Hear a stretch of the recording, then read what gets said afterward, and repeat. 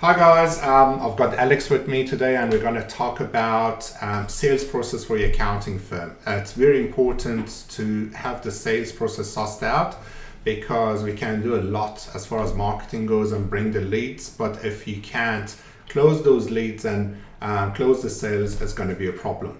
So I've got Alex with me. Alex, do you want to introduce yourself and tell us a little bit about your experience and your company? Yeah, for sure. Thank you for that introduction. Hi guys, I'm Alex.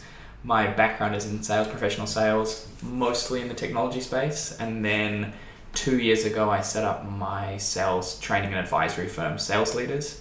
And I work with companies usually who are sub $30 million in revenue, who sell B2B. And I help them build revenue operations for scale. And I coach founders and teams on how to sell effectively. So I've worked with just over 90 companies now, so it's been a busy few years. Cool.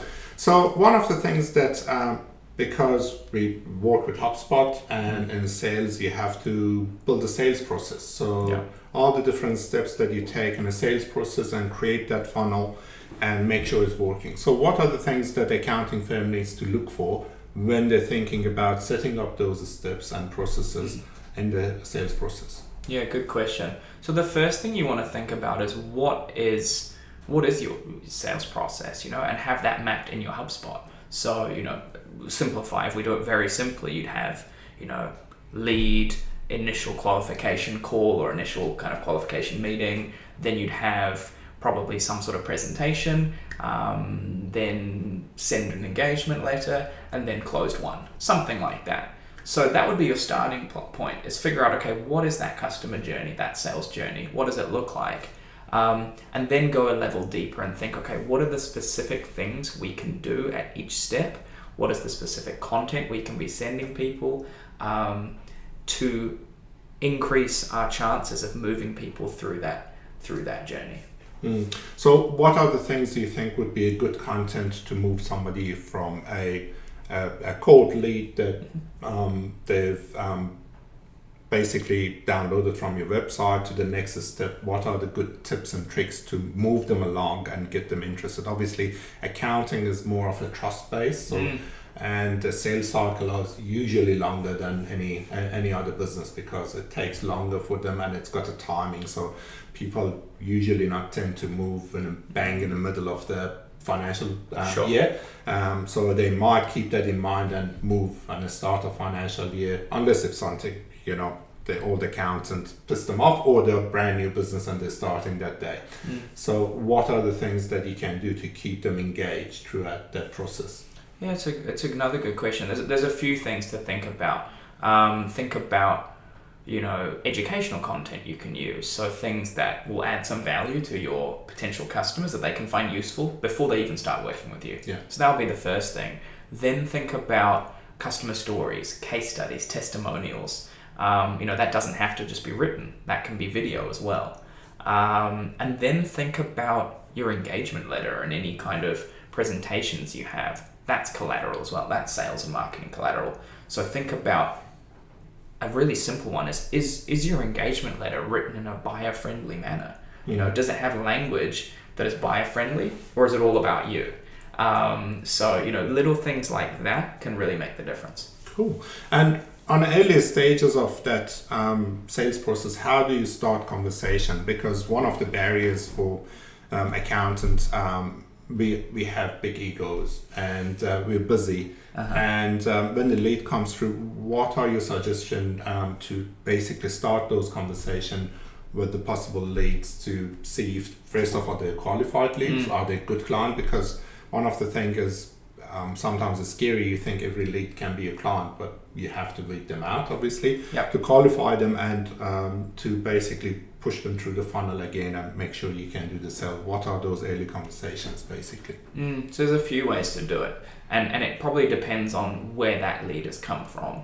Or the form of that lead. Is it someone who's clicked contact us or sent a contact us request through your website versus maybe it's someone who's downloaded an eBook and is being nurtured as part of a marketing nurture. Yeah. So if we start with the contact us ones, if anyone clicks contact you on your website, call them within at least 24 hours, like no later. So there's been a bunch of research on this. And the best time to call, if someone's requesting contact us, the absolute best time to call is between about 30 minutes and an hour. Okay, so no sooner than 30 minutes because it looks creepy. Yeah. But no later than 24 hours because that's when you start to reduce your positive outcomes. Okay, so between 30 minutes and an hour is the best. That will give you the highest percentage chance statistically of a positive outcome. But then, look, sometimes that's not reasonable. So at least within 24 hours. If we're now looking at, someone who's downloaded something off your website, think about how you can nurture them. So, simple ways is an automated email sequence that's like a drip feed sequence, and you might want to put a mixture of some educational content through there, some social proof, so case studies, customers you've worked with, that sort of thing. Cool. And it is important, I think, to add to that is just make it as easy as possible to make that inquiry. So yeah.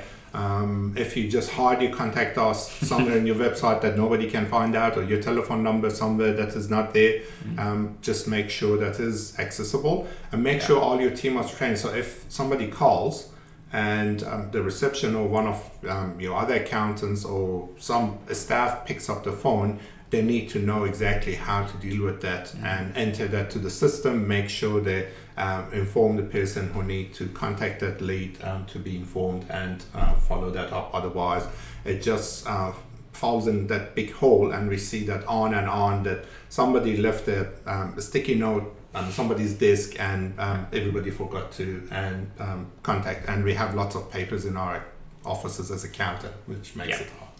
So just on that point, the make it easy point, it's a really important one. So, I talked about having a kind of marketing nurture email flow. Have that around getting a meeting, because that's what you want, right? If you want to speak to that person, but make it easy. Rather than asking for their phone number or trying to sort a time back and forth over email for a time to meet, use a calendar link and put that in the signature of every email, or put it in the body text of every email. Exactly. Hey, if you want to learn more, find some time to have a chat with me here. Exactly. Much easier. It's one simple thing, but it makes everybody's life a lot easier, and removes that friction to go back and forth, try to find a suitable time, and it makes you look a lot more professional as well. The other thing is, now that we've gone through all that, the last thing we want to do is just do that pitch, the final pitch, to say, okay, now I'm the best accountant you can ever have, and I want you to become our customer because we qualified them, we know that they're a good fit for us. How we have to kind of plan that pitch. Yeah, sure.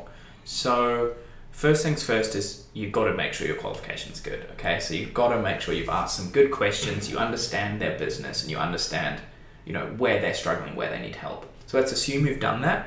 Now, if you're going to pitch, you're trying to win the business. Okay, what a lot of people do, and it's not, across all industries, but I've seen this particularly with accountants, from accountants who've been trying to sell to me through to friends of mine who are accountants, family, is they do what I call showing up and throwing up, which is where they have some sort of pitch deck or some sort of little presentation where it's all about them. It's here's about our firm, here's all the cool stuff we can do, here's all the cool clients we've worked with, are you interested? But the problem with that approach is they've missed the most important person in the conversation, which is actually the potential customer. So when you're structuring your presentations or your pitches, flip your ordering. Start with your customer, where they're at today, what are the problems they're facing, then move into where they're trying to get to, what are their goals, okay, as a business, and then move into, okay, how you can help them get there. Think about that order. It's far more personal, far more effective, and you'll find that those conversations, rather than just you pitching for 10, 15, 20 minutes, it's going to become more of a dialogue as well, which is a much better way to sell.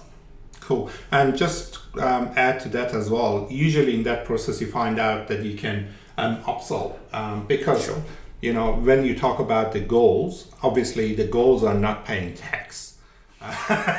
So the goal is growing the business, and when you talk about growing the business and all that, then you can bring the business advisory, which is the hardest thing to sell in an accounting firm. So there are lots of talk about business advisory and this and that, but nobody knows how to sell it. And this, if you go with this approach, you can easily say, okay, you say you want to get to a $10 million company, you need my help because I've helped these guys and I can help you to get there, and this is how much I charge, and to make sure that you're going to get there. So that way you can sell a lot more than just compliances only, because everybody can do not everybody can do, but it's not really add values. It's something they have to do, and they want you to do it, but you can do a lot more for your client, and that is very important. That's right. Last but not least, you've got something for people who are watching this video that they can download and all that. Can you tell us a little bit more about RevOp and what you've got on offer for our audiences here? Sure. So I've got it's a short ebook that covers the basics of what are revenue operations and how do you get started.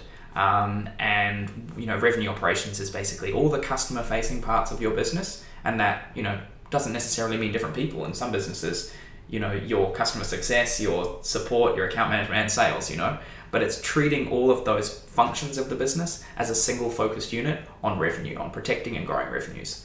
So I've got a short ebook that will help you get started with that, and be a little bit more best practice in terms of running that, and then also some tips and tricks around selling as well. Cool. So just again to add to that, as accountants, we talk about cash flow and projecting the cash flow. But before they become a client and we create a cash flow, is a sales funnel that we have to project and make sure that the revenue is there to turn to a client to become an actual cash paying and fee paying client. So it's very important to think about that process and put some system in place. So make sure you download the ebook. Depends on where you're looking. Where you're watching this video, it might be on the top or bottom or side of the video. Make sure you download the ebook, and if you have any question, contact us at info@markezing.com and we would be able to help you. Thank you so much for watching the video. Thank you, Alex. Thank you very much.